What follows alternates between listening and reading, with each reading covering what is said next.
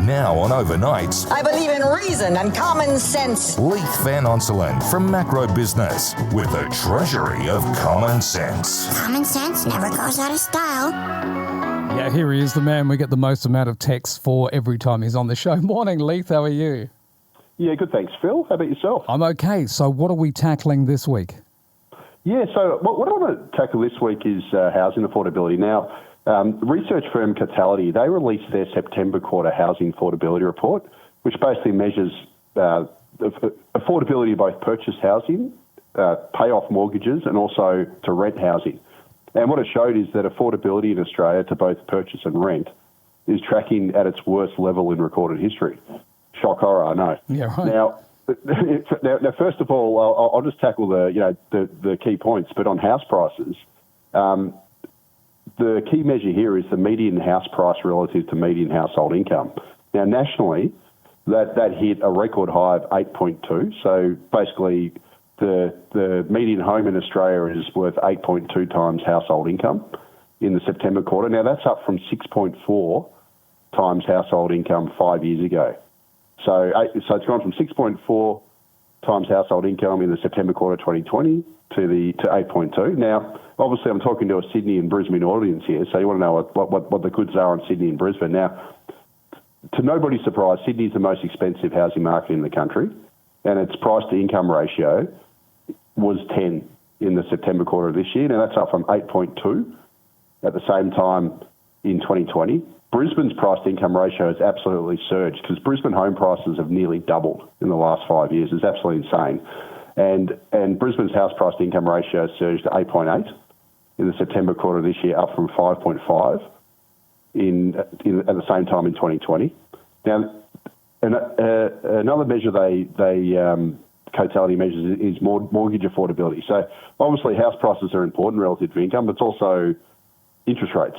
So house prices and interest rates basically determine how much you have to pay off a mortgage on a new home. And the amount of income that a typical household in Australia needs to spend to service a new mortgage on the median priced home was 45% of their incomes nationally in the September quarter of this year. And that's up from 25.7 5 years ago. So that's surged, obviously. And a lot of that's not just higher home prices, but that's also because interest rates now are tracking at a significantly higher rate than they were 5 years ago.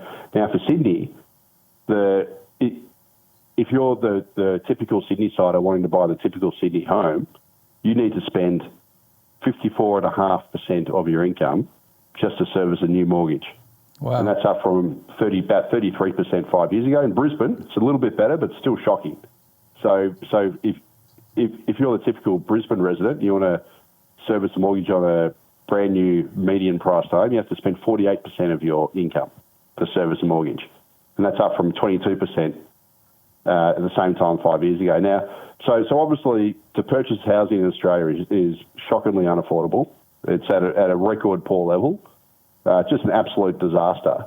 And the sad part about that, Phil, is that it's going to get worse because the latest inflation data that was released on Wednesday showed that inflation's ticked up again. It's now tracking above the Reserve Bank of Australia's target band. You know, the measure they look at is called underlying inflation. That's now tracking above the target band.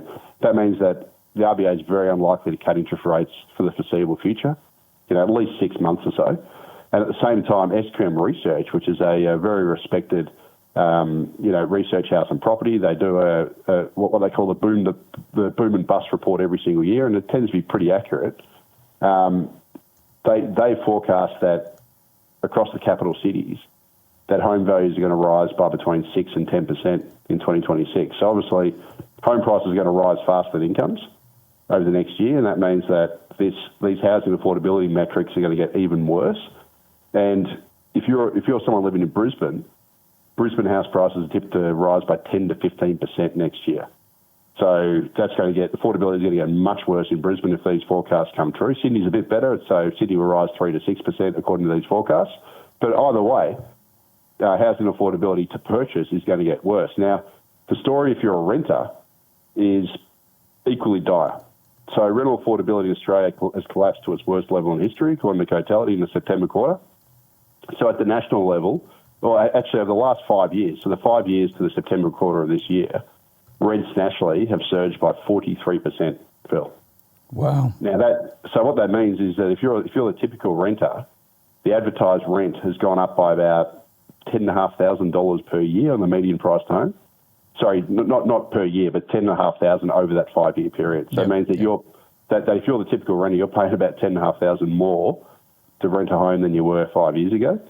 And as a result, the percentage of household income required to meet rental payments on the typical home in Australia has surged to 33.5% or 33.4%, and that's up from 26.2% 5 years ago.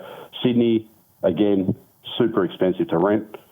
Rents have soared by 42% over the past 5 years, and that's lifted the share of income required to be spent on rents to 33.7%, up from 27.7 5 years ago. And Brisbane, also an absolute shocker. Brisbane rents have soared by 47% over the last 5 years, so which is just an extraordinary amount. And as a result, the share of incomes spent on rent hit 32.7% in the September quarter of this year, and that's up from 24.7% 5 years ago. So this is just an absolute shocker, and the outlook for rental affordability is also very poor, because Cotality's reported record low rental vacancy rates across Australia. So basically, the national rental vacancy rate is lower now than it's ever been in recorded history. And what that means, and we've also got record low number of homes listed for rent across the nation for this time of year. And what that means is that we've got obviously an incredible rental shortage going on at the moment, which, this has been well documented. I've talked about this before. And also, advertised rents are now rising fairly quickly again. So they sort of started to slow down a bit last year after rising by 40+%, but now they're starting to pick up again. And this to me is a function of a lack of home construction. At the same time, we're still running very high immigration, so we're still importing hundreds of thousands of people every year into the housing market, who most of those people who import rent.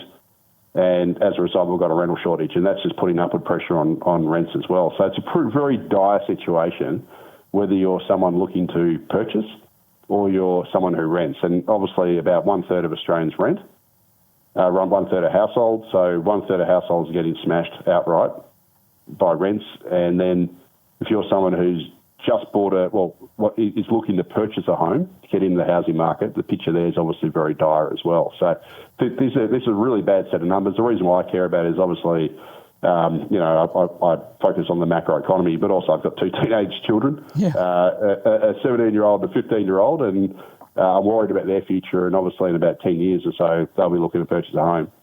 So it's a pretty bad situation, and if they want to move out of home, they'll have to rent first, and it's a bad situation there as well. So, this is a really bad set of numbers here, unfortunately, and unfortunately I think the situation is going to get even worse.